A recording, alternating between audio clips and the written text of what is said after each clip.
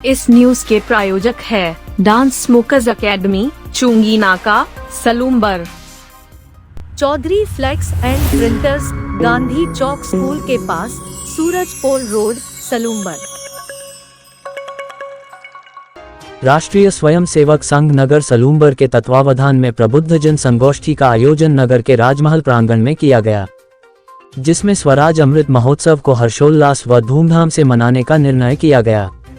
कार्यक्रम में राष्ट्रीय स्वयंसेवक संघ उत्तर पश्चिम क्षेत्र राजस्थान के क्षेत्रीय कार्यवाह जसवंत खत्री, जिला संचालक धर्म नारायण मोड़ व नगर संचालक मुकेश शाह मंचासीन रहे।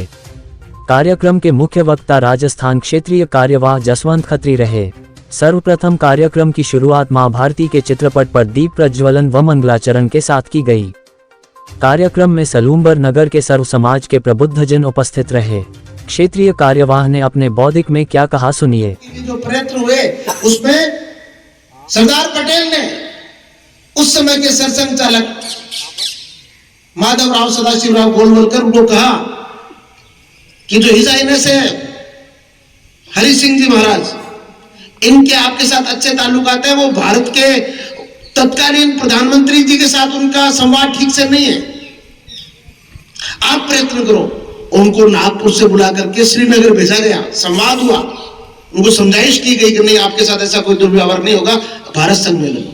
ये जम्मू कश्मीर अक्टूबर 1948 में परम पूज्य श्री गुरु जी के प्रयत्नों से भारत संघ में मिला। गोवा मुक्ति आंदोलन में संघ के यहाँ संघ चालक दो बैठे हैं, वहां के संघ चालक जी ने कहा भी इसमें ये पुर्तगाली झंडा क्यों होना चाहिए, तो उन्होंने मिलकर के स्वयंसेवकों को लेकर के बहुत बड़े हथियार नहीं लाठियां ही लेके गए और लाठियां निकाल करके किले से बाहर कर दिया उनको और गोवा मुक्त हुआ।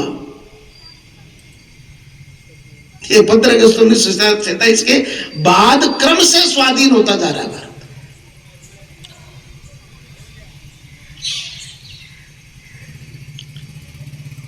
पांडिचेरी ये 62 में 62वें भारतीय संघ में मिला और आज जिसको हम पाक ऑक्युपाइड J&K जम्मू कश्मीर बोलते हैं, वो आज भी भारत संघ में विलित नहीं है।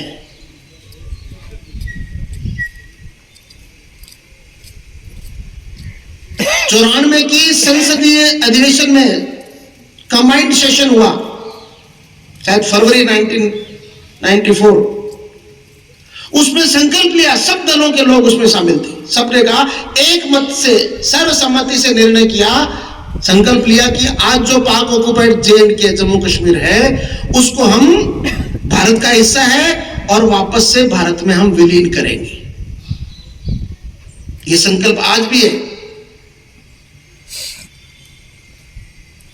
लेकिन एक बात और है जो अधिकांश हम सब लोगों को मालूम नहीं है। आप में से कोई अंडमान निकोबार गया होगा, तो अंडमान निकोबार में ये 15 अगस्त 1947 से पहले स्वाधीन भारत का ध्वज फहराया गया, तिरंगा फहराने वाले थे सुभाष चंद्र बोस।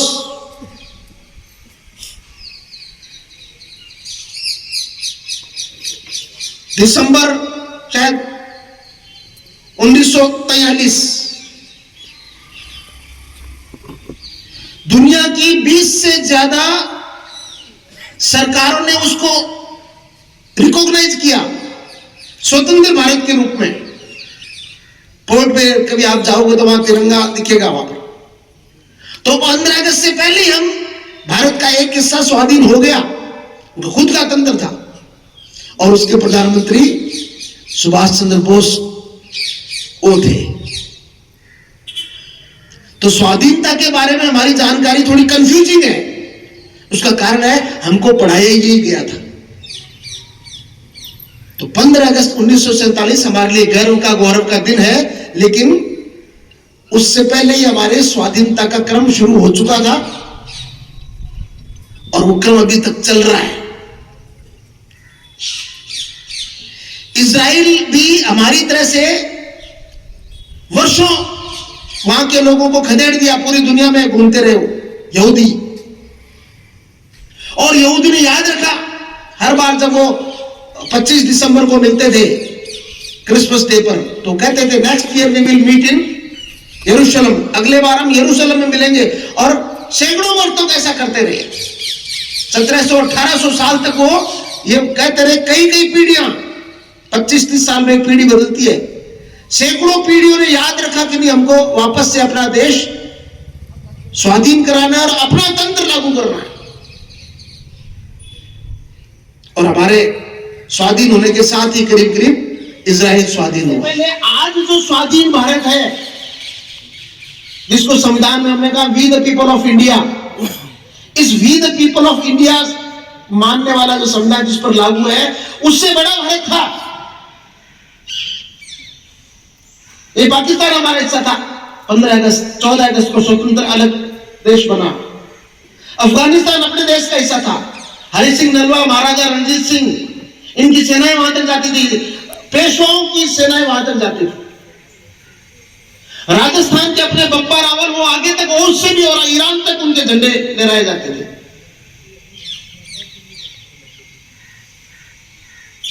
तो आज का अफगानिस्तान है, आज का पाकिस्तान है, आज का बांग्लादेश है, श्रीलंका है, म्यांमार है, भूटान है, नेपाल है, मालदीव्स है। ये भारत को, जिसको आजकल आप सार्क बोलते हैं, साउथ एशियन कंट्रीज का, ये सब अखंड भारत का हिस्सा है। सरकार की कुछ मर्यादाएं हो सकती है, भारतीय संघ की कुछ मर्यादाएं हो सकती है विदेश नीति के इश्यूज को चलते हुए, लेकिन नागरिकों को अखंड भारत की संकल्पना से कोई रोक नहीं सकता।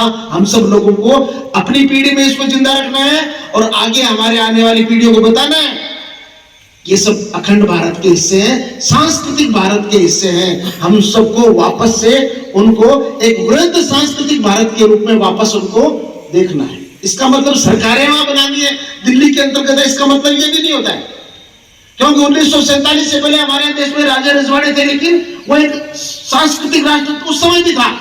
छोटे छोटे राजा होते थे, बात सकते हैं, लेकिन फिर भी अखंड भारत एक राष्ट्र के रूप में उस समय भी माना जाता था। केवल राज सत्ता के आधार पर और राष्ट्र नहीं होते। एक राष्ट्र में कई राज्य रह सकते बड़े आराम से। तो ये कहानी है स्वाधीनता की। अब हम बात आगे करते हैं स्वतंत्रता की। 1947 15 अगस्त को हम स्वतंत्र स्वाधीन हुए, लेकिन तंत्र हमारा नहीं था। सेना भी ठीक से हमारी उस समय तक गठित नहीं हुई थी, पुलिस व्यवस्था हमारी नहीं थी, कानून तो हमारा था ही नहीं। 1935 के और उस समय के एक्ट के आधार पर सारा राजकाज चल रहा था, तंत्र हमारा नहीं था। 1950 26 जनवरी 1950 को पूज्य बाबा साहब अम्बेडकर जी द्वारा जो संविधान बनाया गया, उस संविधान निर्मित के आधार पर 1950 26 जनवरी 1950 को हमारा भारत का नया गणतंत्र लागू हुआ। तब से तंत्र हमारा हुआ, कानून हमारा हुआ, संविधान हमारा हुआ। वो एक स्वतंत्र होने की पहली बड़ी घटना है। लेकिन क्या ये स्वतंत्र है? स्व क्या है? स्व एक पहचान है। वो पहचान इतिहास के आधार पर निर्धारित होती है। महापुरुषों की श्रृंखला आप सब लोग देख रहे हैं, इनके आधार पर पहचान होती है।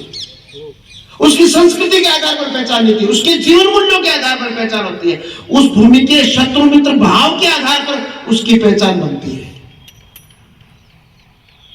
उनकी जो जीवन के प्रति दृष्टि है वो उसका स्वयं, उसकी पहचान है। विश्व के प्रति जो दृष्टि है, विश्व दृष्टि, वो उसकी पहचान है। निसर्ग के प्रति, प्रकृति के प्रति उसकी जो दृष्टि है वो उसकी पहचान है। इसको बोलते स्वयं।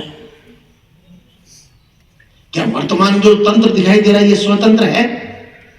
हमारा तंत्र तो है, लेकिन जो भारत का स्व है, उस स्व के आधार पर तंत्र का विकास हुआ है क्या? तो ध्यान में आएगा, हमारा जो तंत्र दिखाई देता है वो स्वयं पर आधारित नहीं है। भारत की जो मौलिक पहचान है, जिसके कारण से पूरी दुनिया में भारत को जाना जाता है, उस दृष्टि के आधार पर, विकसित स्वयं के आधार पर तंत्र का पुनर्गठन हो, यह हमारे इस दिशा में हमको क्रमशः आगे बढ़ना है। क्यों कर रहे हैं? एक साथ नहीं रह सकते। हम में से आप लोग, मैंने बहुत सारे ऐसे महानुभाव हैं, माताएं, जिन्होंने कुंभ स्नान किया है। एक कुंभ के स्थान में लाखों लाखों लोग एक दिन में स्नान करके आ जाते हैं। मेरा अखबार पड़ा 35 लाख लोगों ने कुंभ में एक दिन में स्नान किया, और जब तक कुंभ चलता है तब तक करोड़ों लोग स्नान करके चले जाते हैं। दुनिया के 100 से ज्यादा देशों की आबादी नहीं है, उतने लोग एक दिन में गंगा का स्नान करके चले जाते हैं। वो जाति नहीं जानते, पंथ नहीं जानते, भाषा नहीं जानते, बोली नहीं जानते, खान पान उनका अलग है, रंग रूप अलग है, पहनावा अलग है, सब अलग है, एक दूसरे को जानते नहीं है, फिर भी हर हर गंगे करके स्नान करके बड़े आराम से चले जाते हैं। को एक्जिस्टेंस है, सह अस्तित्व है, आराम से साथ रह सकते हैं। ये दुनिया को सिखाना है, इसके लिए स्वतंत्र विकसित करना है। अब स्वतंत्र विकसित करते समय जो तंत्र विकसित करने वाली जो प्रक्रिया है, उसमें से राज सत्ता और समाज सत्ता दोनों को ध्यान देने की जरूरत है। आप कह सकते हो हमारे हाथ में क्या है, लेकिन भारत एक लोकतांत्रिक देश है।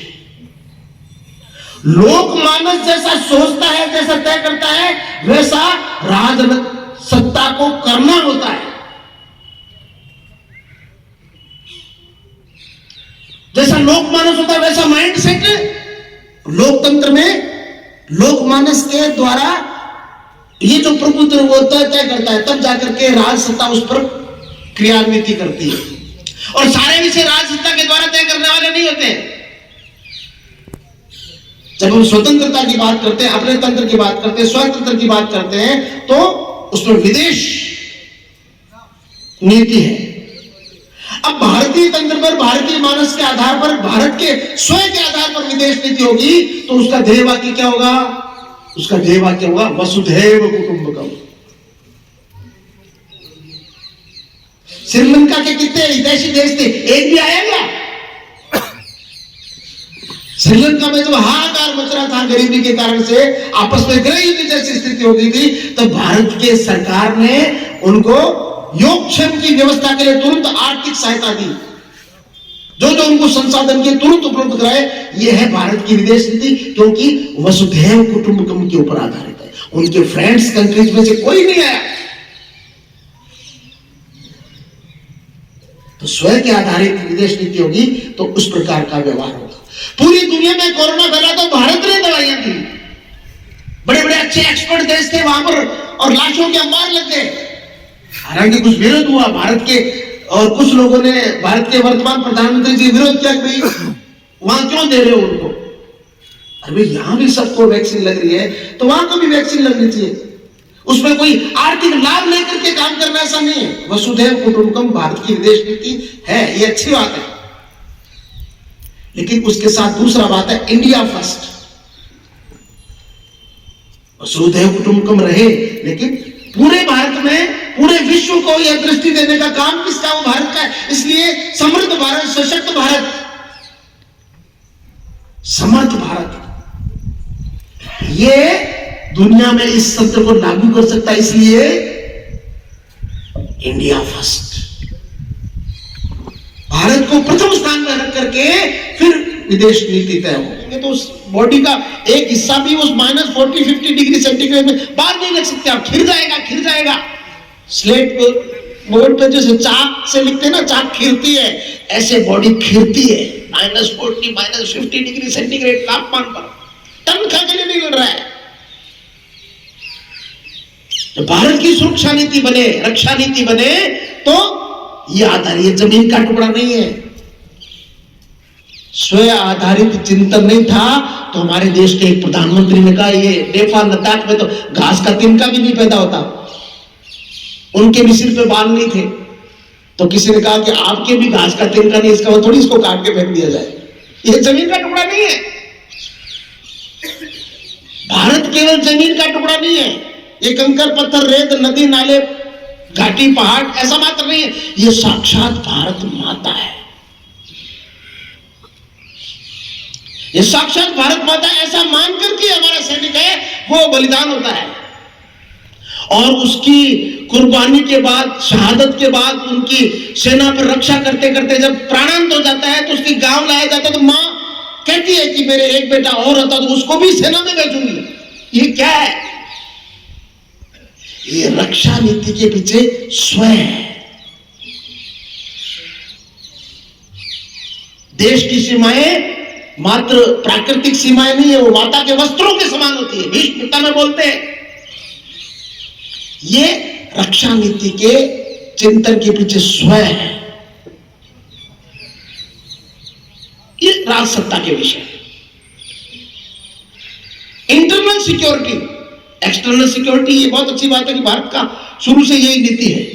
बीच में कुछ गड़बड़ हुई इसलिए हमने हिंदी चीनी भाई भाई में से वो चीन को खूब सारा इलाका छोड़ दिया, भूल गए हम।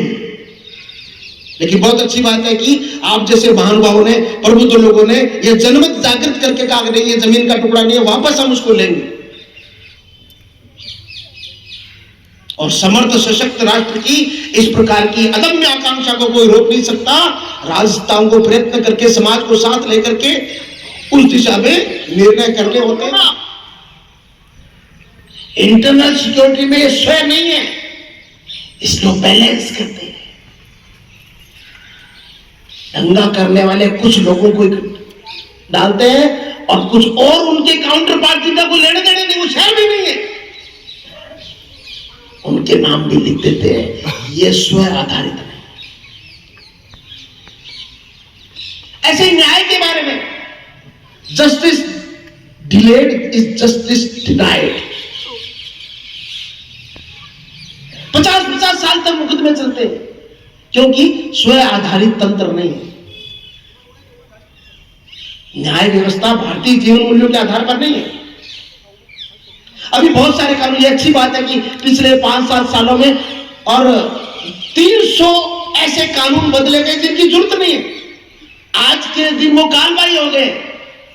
और बहुत से कानून भी जो आज के यहाँ के हिसाब से सम्यक नहीं है, वो बदले जाने चाहिए। उसमें रिसर्च चल रहा है।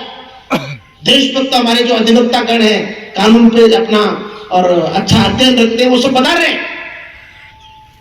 इसलिए सर्वसुलभ न्याय हो, सस्ता न्याय हो, अंतिम व्यक्ति तक न्याय पहुंचाया जाए और न्याय की व्यवस्था क्रम से नीचे तक, ग्राम तक हो। अपने यहाँ ग्राम न्यायालय होते थे, भारत में ग्राम न्यायालय की व्यवस्था थी, दूर जाना नहीं होता था।